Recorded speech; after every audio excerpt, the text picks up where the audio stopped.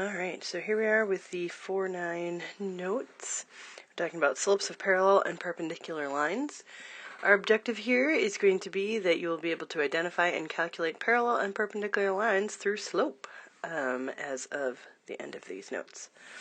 Alright, so as we take a look at what is presented, parallel lines are lines in the same plane that have no points in common.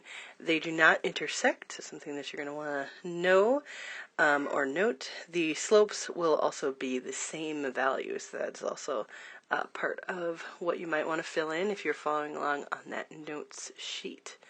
Then we have our example here. So if we take a look at the example, these lines are parallel. If you can see in the diagram, they are mentioned as having the same slope, and that's 3. But then we can also see that from the trend, so as you can see what it trends to, they will not intersect.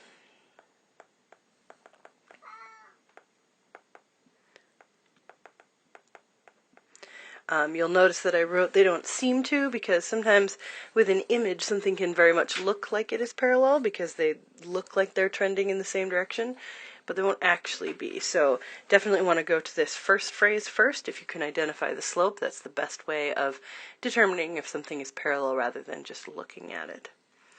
Alright, so the next one here, we're talking about special sets of parallel lines. So we've got special sets of parallel lines. For instance, all vertical, meaning up and down lines, are going to be parallel to each other. So every vertical line is parallel to every other vertical line. If we take a look at what it's asking for down here, the equations, as you can see, are x equals a number and x equals a number. In this left one, it's -2, and in this right one, it's 4. It's of course given in the diagram there, but just note that any vertical line is an x equals equation. And then over on the right here, we've got horizontal, so the switch from vertical to horizontal. All horizontal side-to-side lines are parallel to each other. And in these ones here, notice that we are going through the number 3, and so that means that our equation for one of them is y equals 3, and our equation for the other one intersects at -4, and so it's y equals -4.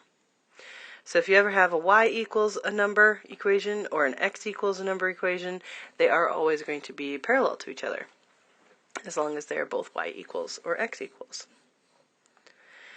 Alright, so then in the next one we're going to identify, rather than just vertical and horizontal lines, but we're going to go back to our equations.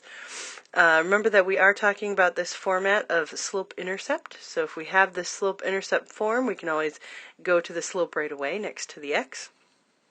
So taking a look at each of these, the slope in part A is 5/3. The slope in part B, it's a little harder to tell, but it is next to the x here. It's a 1, technically plus a 0 if you want all of those pieces. So the slope is 1. The next one in part C here is a slope again next to the x of 5/3. And then the last one is also a 1. So if we take a look at each of these, hopefully you can see that these two have the same slope, and so therefore they would be parallel, as well as these two have the same slope, so they will be parallel. So if we fill in this idea here, as you can see, if I graph A and C, you can clearly see that they are going up at that same angle there, versus if I graph B and D, those ones are going up at their same angle. So again, you can always look at it, but you can also identify the slopes, which is going to be the more exact way of doing that.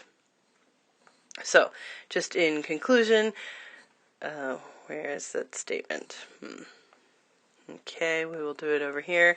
A is parallel to C.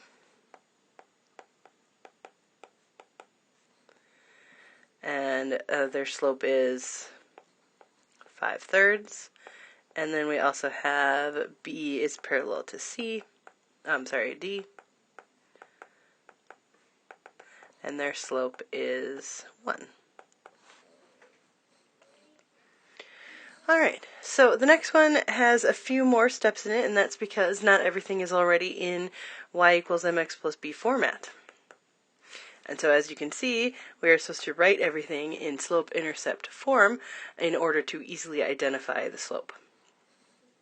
So, let's see, this one's already y equals, this one's already y equals, so a and b are already good. So we instead need to move on to c and d, where we need to rewrite them so that they're y equals. So if I rewrite this first one as y equals, I'm going to take this positive 2x and subtract it over to the other side. And so now I have 3y equal to negative 2x plus 8.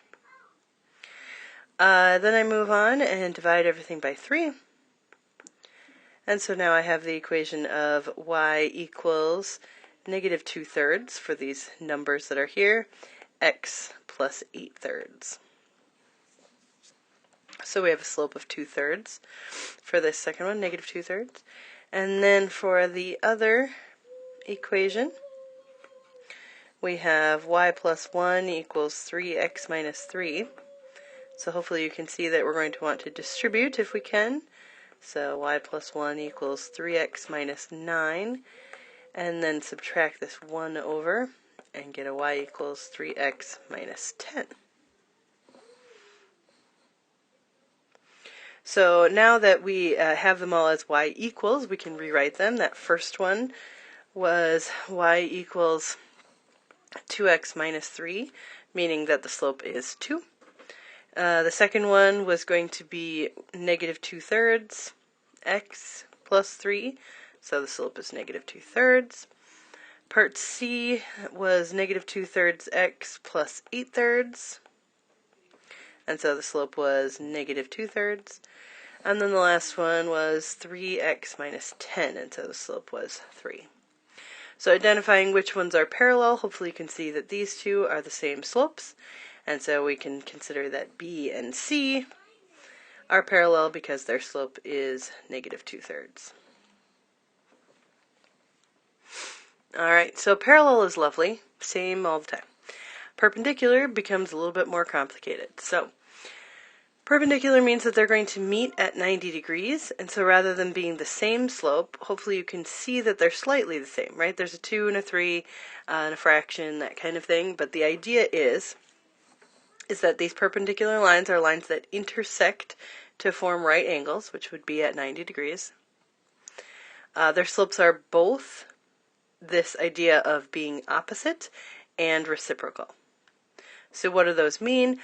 Opposite means that you change the sign from positive to negative. So notice that this one over here is negative 2/3, and this one doesn't have a negative, so therefore it's positive.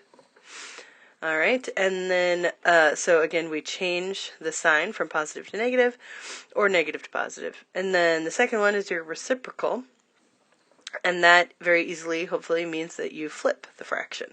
So hopefully you can see that there's a 2 on top over here, but now the 2 is on bottom, and vice versa. There's a 3 on bottom up here and a 3 on top over here.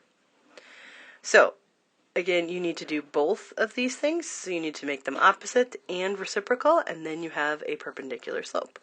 So for example, another one to reference, if the slope is 2, what is your perpendicular slope?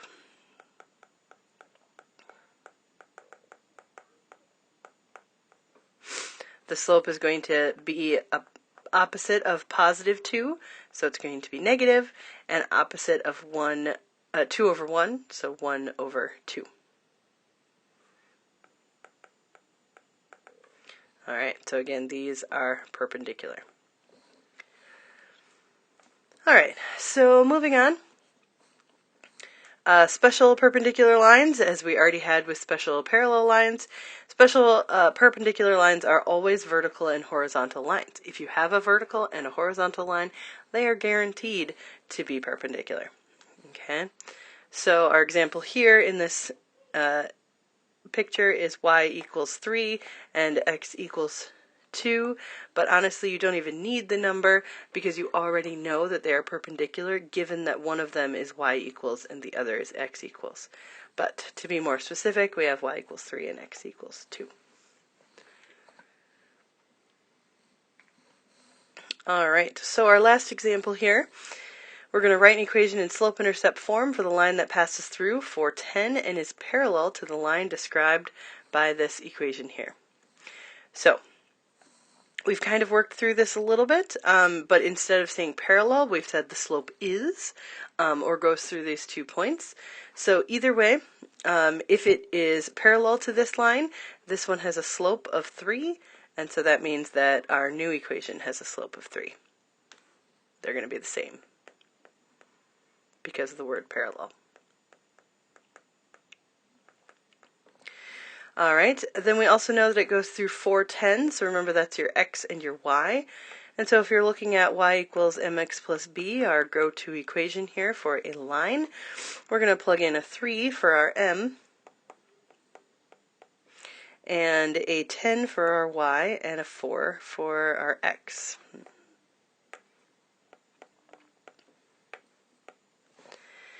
And so if we...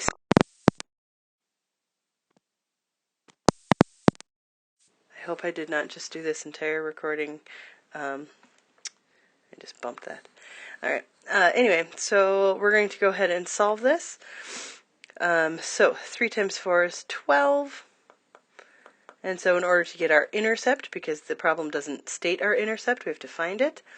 We're going to subtract 12 and get an intercept of -2.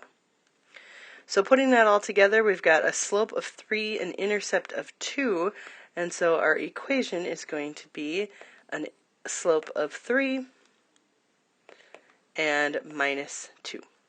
And again, this one is parallel to y equals 3x plus 8 and goes through the point 410. Because if I put in a 4 right here, 4 times 3 is 12, -2 would make 10. So it works out. All right, so those are our notes for this unit, Chapter 4, Section 9.